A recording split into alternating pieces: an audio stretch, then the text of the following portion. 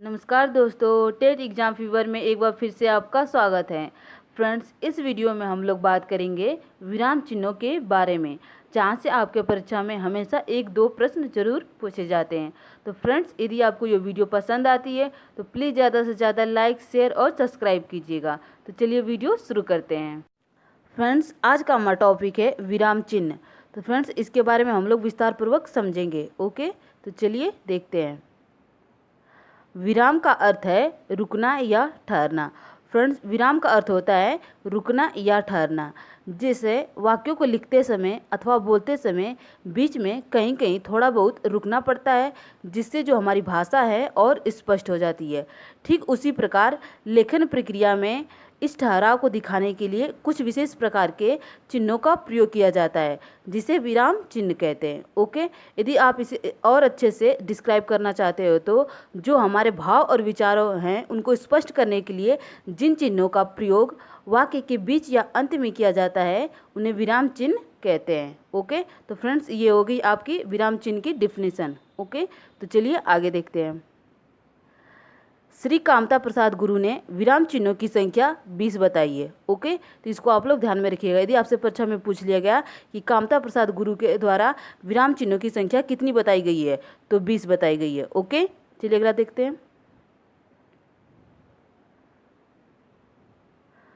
Friends, पहला विराम चिन्ह है पूर्ण विराम चिन्ह। तो फ्रेंड्स, पूर्ण विराम चिन्ह को इस प्रकार डिनोट करते हैं। ओके, इस प्रकार लिखते हैं, तो इसको आप लोग ध्यान में रखिएगा। चलिए देखते हैं इसके बारे में। हिंदी में पूर्ण विराम चिन्ह का प्रयोग सबसे अधिक होता है। इस चिन्ह का प्रयोग प्रश्नवाचक और विस्मयादि बोधक वाक्यों को छोड़कर अन्य सभी प्रकार के वाक्यों के अंत में किया जाता है। तो फ्रेंड्स, पूर्ण विराम चिन्ह का प्रयोग प्रश्नवाचक वाक्य इस प्रकार होता है, विस्मयादि बोधक इस प्रकार होता है। इन वाक्यों को छोड़कर अन्य सभी प्रकार के वाक्यों के अंत में इसका प्रयोग किया जाता है। ओके, तो इसको आप लोग ध्यान में रखिएगा। चलिए इसके कुछ एग्जाम्पल देते हैं। इसके एग्जाम्पल्स हैं मोहन खेलता है। तो फ्रेंड्स, जो वाक्य के अंत में जिस चिन्ह का प्रयोग किया गया है ये पूर्ण विराम चिन्ह है। ओके, तो इसको आप लोग ध्यान में रखिएगा।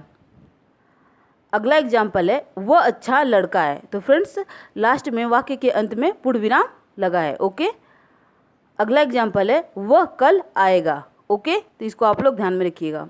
चलिए अगला देखते हैं। अगला है अर्धविराम चिन्ह। तो फ्रेंड्स, अर्धविराम चिन्ह को इस प्रकार दर्शाते हैं, इस प्रकार लिखते हैं। ओके, तो इस चिन्ह को आप लोग ध्यान में रखिएगा। अर्धविराम का प्रयोग अल्प विराम की अपेक्षा अधिक समय तक ठहरने के लिए किया जाता है। तो फ्रेंड्स, अर्धविराम का प्रयोग अल्प विराम, फ्रेंड्स अल्प विराम इस प्रकार होता है, कॉमा को अल्प विराम कहते हैं, की अपेक्षा अधिक समय तक ठहरने के लिए किया जाता है। फ्रेंड्स, अल्प विराम के बारे में हम लोग आगे और पढ़ेंगे। ओके, तो चलिए इसके एग्जाम्पल्स देखते हैं कि अर्धविराम कहाँ पर लगाया जाता है। मैं जब आपके पास आऊँगा तब मैं अपेक्षा करूँगा। तो फ्रेंड्स, मैं जब आपके पास आऊँगा अर्धविराम का प्रयोग किया गया है बीच में, फिर उसके बाद तब मैं अपेक्षा करूँगा। ओके, या फ्रेंड्स, इसको आप ऐसे भी कह सकते हैं कि दो वाक्यों को जोड़ने के लिए अर्धविराम चिन्हों का प्रयोग किया जाता है। जैसे आपका एक वाक्य हो गया, राम तो अच्छा लड़का है किंतु उसकी संगत कुछ ठीक नहीं है। ओके, ये दो वाक्य हो गए। इन दो वाक्यों को जोड़ने के लिए अर्धविराम चिन्हों का प्रयोग किया गया है। ओके, तो इसको आप लोग ध्यान में रखिएगा। फ्रेंड्स, अगला है अल्प विराम चिन्ह। तो फ्रेंड्स, अल्प विराम चिन्ह को इस प्रकार लिखते हैं। ओके, तो आप लोग ध्यान रखिएगा। चलिए इसके बारे में देखते हैं। अल्प विराम चिन्ह जहाँ पर अर्ध विराम की तुलना में कम देर रुकना हो तो अल्प विराम का प्रयोग किया जाता है। ओके, तो फ्रेंड्स, इसको आप लोग ध्यान में रखिएगा कि अर्ध विराम की तुलना में कम समय तक रुकने के लिए अल्प विराम चिन्हों का प्रयोग किया जाता है। ओके, जबकि अर्ध विराम का प्रयोग अल्प विराम के अपेक्षा अधिक समय तक ठहरने के लिए किया जाता है। ओके, चलिए आगे देखते हैं। अल्प विराम का प्रयोग निम्नलिखित परिस्थितियों में किया जाता है, जैसे अंकों को लिखते समय अल्प विराम चिन्हों का प्रयोग किया जाता है, जैसे 1, 2, 3, 4, 5, 6 फ्रेंड्स लिखा जाता है, तो इनके बीच अल्प विराम चिन्हों का प्रयोग किया जाता है लिखते समय अंकों को। ओके, इसको आप लोग ध्यान में रखिएगा। अगला पॉइंट है हाँ और नहीं के बाद भी अल्प विराम चिन्हों का प्रयोग किया जाता है। जैसे एग्जाम्पल है, नहीं यह काम नहीं हो पाएगा। तो फ्रेंड्स नहीं के बाद अल्पविराम चिन्ह का प्रयोग किया जाता है। ओके, तो इसको आप लोग ध्यान में रखिएगा। अगला एग्जाम्पल है हाँ मैं लिख सकता हूँ। तो फ्रेंड्स हाँ के बाद अल्पविराम चिन्ह का प्रयोग किया गया है। ओके, चलिए अगला देखते हैं। अगला पॉइंट है एक ही प्रकार के दो शब्द के प्रयोग या एक ही प्रकार के वाक्यांश की पुनरावृत्ति होने पर अल्पविराम चिन्हों का प्रयोग किया जाता है। जैसे भाग भाग शेर आया। तो फ्रेंड्स एक ही जैसे दो शब्द हैं तो इनके बीच अल्पविराम चिन्हों का प्रयोग होगा। ओके, तो इसको आप लोग ध्यान में रखिएगा। जब एक ही जैसे दो शब्द होते हैं तो उन शब्दों के बीच अल्पविराम चिन्हों का प्रयोग किया जाता है। ओके, चलिए आगे देखते हैं। अगला पॉइंट है तारीख और महीने का नाम लिखने के बाद भी अल्पविराम चिन्हों का प्रयोग किया जाता है। जैसे एग्जाम्पल है 23 जनवरी 1897 को सुभाष चंद्र बोस का जन्म हुआ था। तो फ्रेंड्स 23 जनवरी लिखने के बाद अल्पविराम चिन्ह का प्रयोग करेंगे, फिर उसके बाद लिखेंगे 1897 को सुभाष चंद्र बोस का जन्म हुआ था। ओके, तो इसको आप लोग ध्यान में रखिएगा कि तारीख और महीने का नाम लिखने के बाद अल्पविराम चिन्हों का प्रयोग किया जाता है। अगला पॉइंट है किंतु, परंतु, क्योंकि, इसलिए आदि समुच्चय बोधक शब्दों से पूर्व भी अल्पविराम लगाया जाता है। ओके, जैसे एग्जाम्पल है आज मैं बहुत थका हूँ इसलिए विश्राम करना चाहता हूँ। फ्रेंड्स आज मैं बहुत थका हूँ, इसके बाद अल्पविराम चिन्ह का प्रयोग किया गया है, इसलिए विश्राम करना चाहता हूँ। तो फ्रेंड्स हूँ के बाद अल्पविराम क्यों आया है? क्योंकि इसलिए आया है। ओके, तो फ्रेंड्स इसको आप लोग ध्यान में रखिएगा कि किंतु, परंतु, क्योंकि, इसलिए से पहले अल्पविराम चिन्हों का प्रयोग किया जाता है। जैसे एग्जाम्पल में है आज मैं बहुत थका हूँ इसलिए विश्राम करना चाहता हूँ। तो फ्रेंड्स इसलिए से पहले अल्पविराम चिन्ह का प्रयोग होगा। ओके, तो इसको आप लोग ध्यान में रखिएगा। चलिए अगला देखते हैं। अगला है प्रश्नवाचक चिन्ह। तो फ्रेंड्स प्रश्नवाचक चिन्ह को इस प्रकार दर्शाते हैं, इस प्रकार लिखते हैं। ओके, तो इसको आप लोग ध्यान में रखिएगा। चलिए इसके बारे में देखते हैं। प्रश्नवाचक वाक्यों के अंत में इस चिन्ह का प्रयोग किया जाता है। तो फ्रेंड्स जब आप किसी से कुछ प्रश्न पूछते हो, जब आप किसी से कुछ क्वेश्चनिंग करते हो तो वहाँ पर इसका प्रयोग किया जाता है। ओके, जैसे एग्जाम्पल है वह क्या खा रहा है, वह कहाँ जा रहा है, तुम कहाँ जा रहे हो, तुम किस कक्षा में पढ़ते हो, तुम क्या कर रहे हो। ओके, क्वेश्चनिंग हो रही है, प्रश्न पूछा जा रहा है। तो फ्रेंड्स ऐसे वाक्यों के अंत में प्रश्नवाचक चिन्ह का प्रयोग किया जाता है। ओके, तो इसको आप लोग ध्यान में रखिएगा। चलिए अगला देखते हैं। अगला है विस्मयादि बोधक चिन्ह। तो फ्रेंड्स विस्मयादि बोधक चिन्ह को इस प्रकार दर्शाते हैं, इस प्रकार लिखते हैं। तो इस चिन्ह को आप लोग ध्यान में रखिएगा। ओके, चलिए इसके बारे में देखते हैं।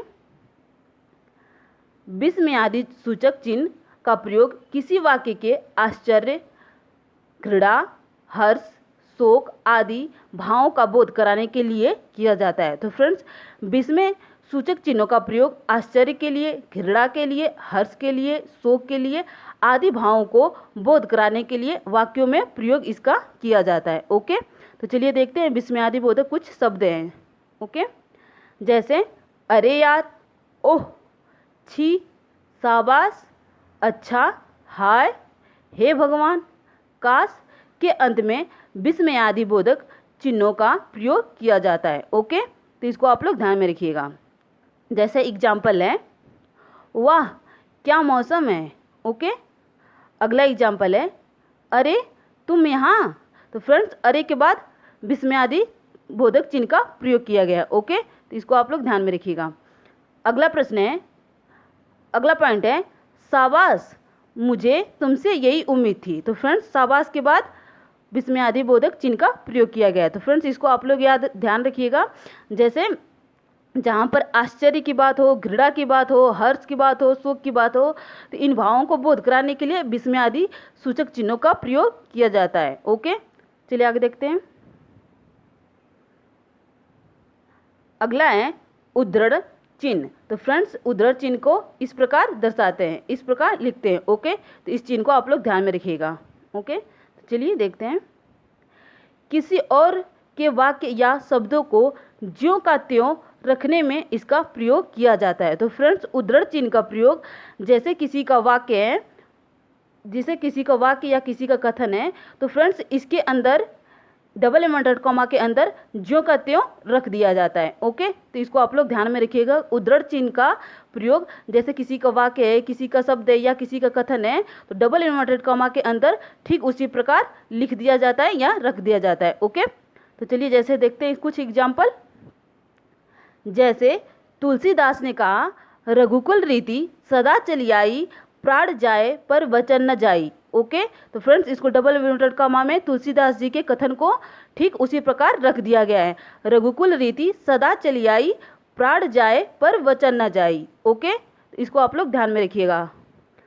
अगला है, जयशंकर प्रसाद ने कहा, जीवन विश्व की संपत्ति है। तो फ्रेंड्स जयशंकर प्रसाद जी के कथन को ज्यों का त्यों डबल इन्वर्टेड कॉमा के अंदर रख दिया गया है। ओके, इसको आप लोग ध्यान में रखिएगा कि उद्धरण चिन्ह का प्रयोग वहाँ पे होता है जैसे किसी के कथन को ज्यों का त्यों डबल इन्वर्टेड कॉमा के अंदर रख दिया जाता है। ओके, तो इसको आप लोग ध्यान में रखिएगा। चलिए अगला देखते हैं।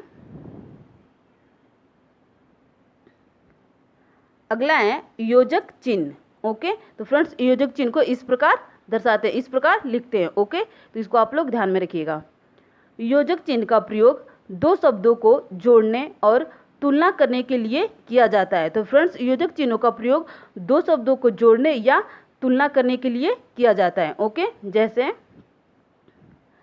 समासिक पदों या पुनरुक्त और युग्म शब्दों के मध्य किया जाता है। तो फ्रेंड्स इसको अभी और हम लोग एग्जाम्पल के माध्यम से क्लियर हो जाएगा कि समासिक पद या पुनरुक्त पद, युग्म पद क्या होता है। जैसे सुख दुख, तो फ्रेंड्स सुख दुख के बाद योजक चिन्ह का प्रयोग हुआ है। ओके, लाभ हानि, तन मन, देश विदेश, तो फ्रेंड्स ऐसे शब्दों के बीचों में योजक चिन्हों का प्रयोग किया जाता है। ओके, तो इसको आप लोग ध्यान में रखिएगा। अगला है जैसे जय पराजय, तो फ्रेंड्स यहाँ पे योजक चिन्ह का प्रयोग किया जाता है। ओके, युग्म शब्दों या समासिक शब्दों, समासिक पदों या पुनरुक्त पदों के बीच योजक चिन्हों का प्रयोग किया जाता है। ओके, चलिए अगला देखते हैं। अगला पॉइंट है, तुलनावाचक सा, सी, से के पहले किया जाता है योजक चिन्हों का प्रयोग। जैसे एग्जाम्पल है चांद सा चेहरा, तो फ्रेंड्स चांद के बाद योजक चिन्ह का प्रयोग हुआ है। ओके, अगला एग्जाम्पल है फूल सी मुस्कान, तो फ्रेंड्स फूल के बाद योजक चिन्ह का प्रयोग किया गया है। तो फ्रेंड्स इसको आप लोग ध्यान में रखिएगा कि जहाँ पे तुलनावाचक यदि किसी चीज़ से तुलना करना हो, जहाँ पे सा, सी, से आए, तो उसके पहले योजक चिन्ह का प्रयोग किया जाता है। ओके, चलिए अगला देखते हैं। अगला पॉइंट है एक अर्थ वाले सहचर शब्दों के बीच, जैसे फ्रेंड्स जहाँ पर शब्द का जो अर्थ है वो एक जैसे हो, वहाँ पर योजक चिन्हों का प्रयोग किया जाता है। जैसे कपड़ा लत्ता, फ्रेंड्स कपड़ा और लत्ता शब्दों का जो अर्थ है वो एक ही होता है। ओके, तो इसको आप लोग ध्यान में रखिएगा कि जिन शब्दों के अर्थ एक ही निकलते हों उनके बीच योजक चिन्हों का प्रयोग किया जाता है। ओके, अगला एग्जाम्पल है जैसे धन दौलत। ओके, अगला एग्जाम्पल है जैसे रुपया पैसा, तो फ्रेंड्स रुपया पैसा के बीच योजक चिन्ह का प्रयोग किया गया है। ओके, चलिए अगला एग्जाम्पल देखते हैं। अगला है सार्थक निरर्थक शब्द युग्मों के बीच, तो चलिए देखते हैं। जैसे सार्थक शब्द हो गया उल्टा और निरर्थक शब्द हो गया पुल्टा। तो फ्रेंड्स पहले तो समझ लेते हैं कि सार्थक निरर्थक होता क्या है। तो फ्रेंड्स सार्थक का मतलब वो होता है जिन शब्दों का कुछ मीनिंग निकलता है, और निरर्थक शब्द वे होते हैं जिनका कोई मीनिंग नहीं निकलता, जिनका कोई अर्थ नहीं होता है। ओके, तो जैसे आपका सार्थक शब्द हो गया उल्टा, इसके बीच योजक चिन्ह का प्रयोग हुआ है। फिर उसके बाद है पुल्टा, जिसका कोई अर्थ नहीं निकलता है, वो निरर्थक शब्द होता है। ओके, तो इसको आप लोग ध्यान में रखिएगा कि सार्थक और निरर्थक शब्दों के बीच भी योजक चिन्हों का प्रयोग किया जाता है। ओके, अगला है जैसे एग्जाम्पल खाना वाना, तो फ्रेंड्स खाना तो सार्थक शब्द हो गया, उसके बाद योजक चिन्ह का प्रयोग हुआ है वाना। वाना क्या होता है? कुछ नहीं, निरर्थक शब्द है। ओके, अगला पॉइंट है काम वाम, तो फ्रेंड्स काम तो सार्थक शब्द है, उसके बाद योजक चिन्ह का प्रयोग हुआ है। वाम क्या होता है? कुछ नहीं। तो फ्रेंड्स इसको आप लोग ध्यान में रखिएगा, सार्थक और निरर्थक शब्दों के बीच योजक चिन्ह का प्रयोग किया जाता है। ओके, चलिए अगला देखते हैं। फ्रेंड्स अगला है निर्देशक चिन्ह। तो फ्रेंड्स निर्देशक चिन्ह को इस प्रकार लिखते हैं। ओके, तो इसको आप लोग ध्यान में रखिएगा कि निर्देशक चिन्ह इस प्रकार होता है। ओके, चलिए इसके बारे में देखते हैं। निर्देशक चिन्ह का प्रयोग उद्धरण, कथन और विवरण के लिए किया जाता है। ओके, तो फ्रेंड्स इसको आप लोग ध्यान में रखिएगा कि निर्देशक चिन्हों का प्रयोग उद्धरण, कथन और विवरण के लिए किया जाता है। ओके, जैसे फ्रेंड्स एक चीज़ और आप लोग ध्यान रखिएगा, जो निर्देशक चिन्ह होता है ये योजक चिन्ह से बड़ा होता है। ओके, तो इसको आप लोग ध्यान में रखिएगा कि निर्देशक चिन्ह का जो चिन्ह होता है ये योजक चिन्ह से बड़ा होता है। और फ्रेंड्स निर्देशक चिन्ह को ही संयोजक चिन्ह, समासक चिन्ह भी कहा जाता है। ओके, तो इसको आप लोग ध्यान में रखिएगा। चलिए इसके एग्जाम्पल देखते हैं। जैसे गांधी जी ने कहा हिंसा मत करो। ओके, तो फ्रेंड्स गांधी जी ने कहा, इनके कथन के आगे निर्देशक चिन्ह का प्रयोग किया जाएगा। ओके, तो इसको आप लोग ध्यान में रखिएगा कि किसी के कथन या विवरण देने के लिए निर्देशक चिन्हों का प्रयोग किया जाता है। ओके, जैसे अगला एग्जाम्पल है, कबीरदास का कथन है राम नाम की महिमा अपार है। ओके, तो फ्रेंड्स जैसे किसी का कथन हो उसके आगे निर्देशक चिन्ह का प्रयोग किया जाता है। ओके, तो इसको आप लोग ध्यान में रखिएगा। फ्रेंड्स जैसे एक और एग्जाम्पल है, तुम मुझे खून दो मैं तुम्हें आज़ादी दूंगा। ओके, तो फ्रेंड्स दूंगा के बाद निर्देशक चिन्ह का प्रयोग होगा, उसके बाद लिखा जाएगा कि यह कथन सुभाष चंद्र बोस का है। ओके, तो इसको आप लोग ध्यान में रखिएगा कि किसी के कथन, उद्धरण और विवरण के बाद निर्देशक चिन्हों का प्रयोग किया जाता है। ओके, चलिए अगला देखते हैं।